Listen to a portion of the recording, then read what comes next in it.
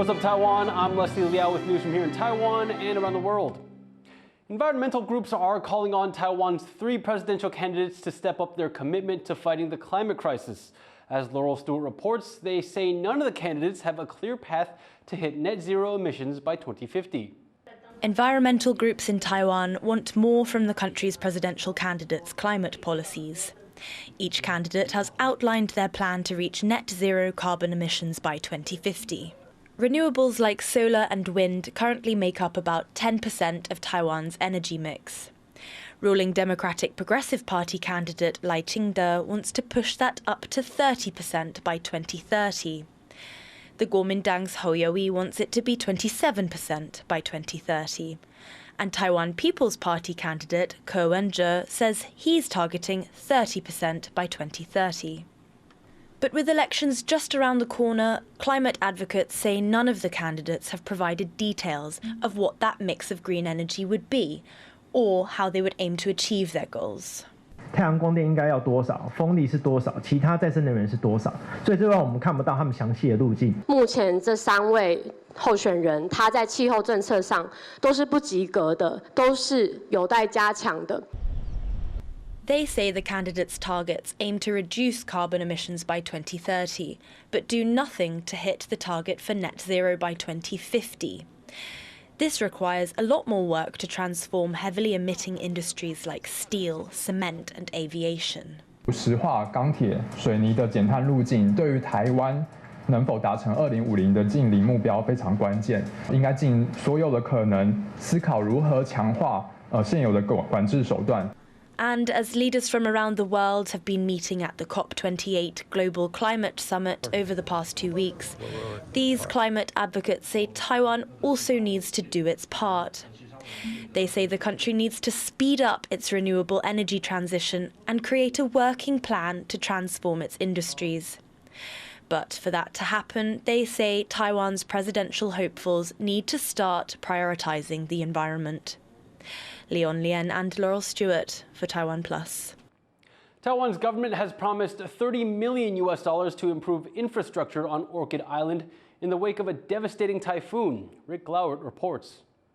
Checking in on the rehabilitation, Taiwan Premier Chen Jianren visits the country's outlying Orchid Island, 2 months after a record-breaking typhoon brought widespread devastation to the 5,000 people living here.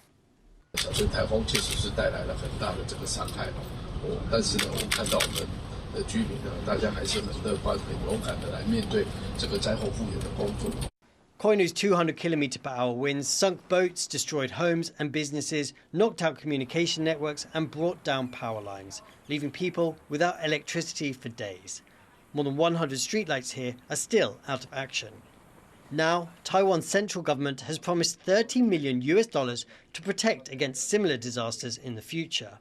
那我们预计用2年的时间呢，会把整个兰屿地区的用电全部地下化。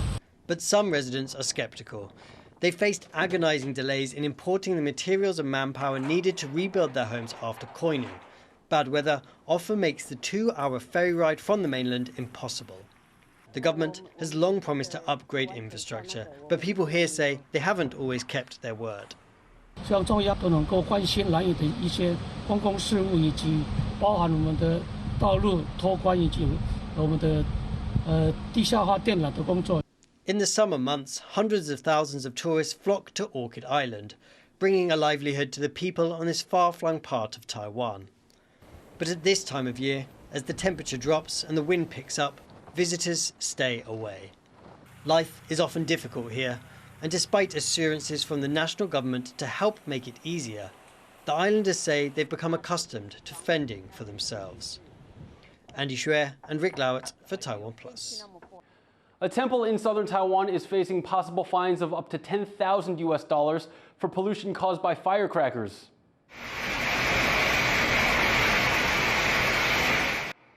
The firecrackers were set off during a parade in Kaohsiung. After receiving complaints, the police stopped the event. Smoke from the firecrackers had already covered 2 city blocks. The temple says volunteers cleaned up the debris. All-important coral reefs that support much of sea life have been dying due to climate change. But some Taiwanese marine biologists are hopeful they found a way to save them. Joyce Zheng reports.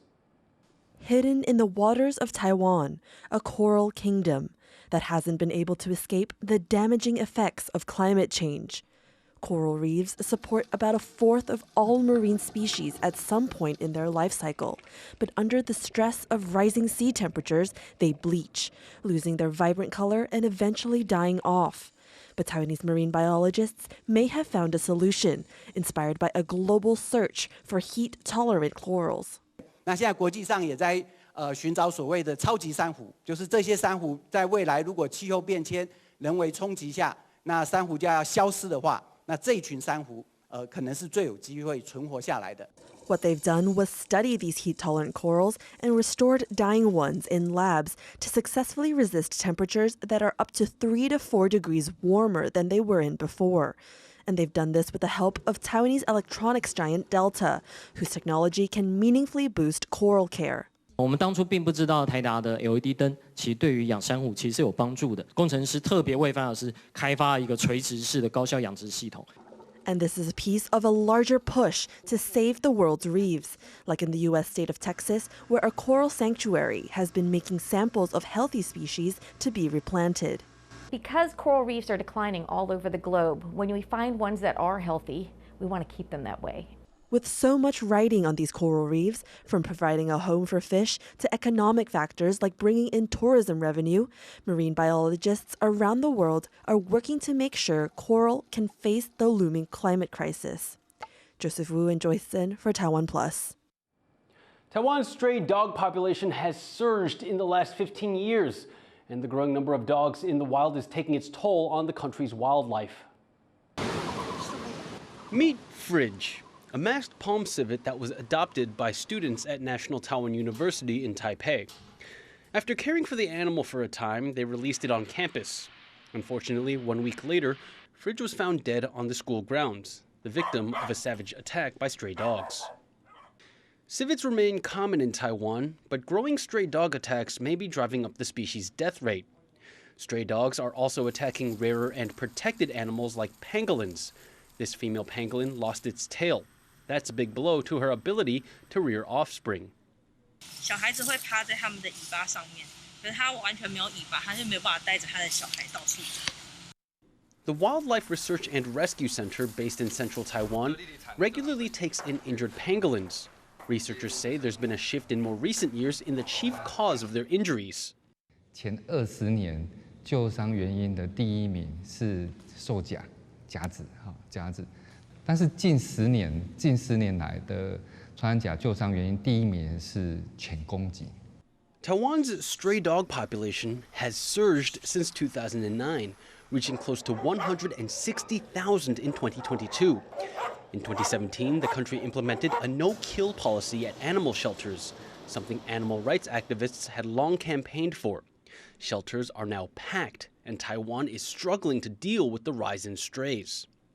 With an end to euthanasia, the government has turned to TNR, or trap, neuter, and return programs to try and control the animals' numbers.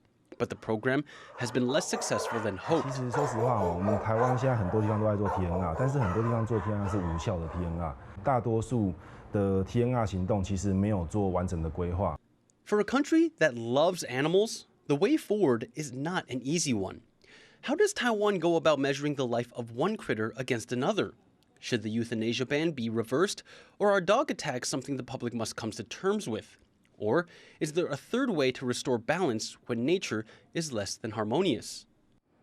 Thanks for joining me on this edition of What's Up Taiwan. Before we go, check out this train station master cat in Taiwan's southeastern Taidong City, all dressed up for the holidays. I'm Liao, take care, and I'll see you next time.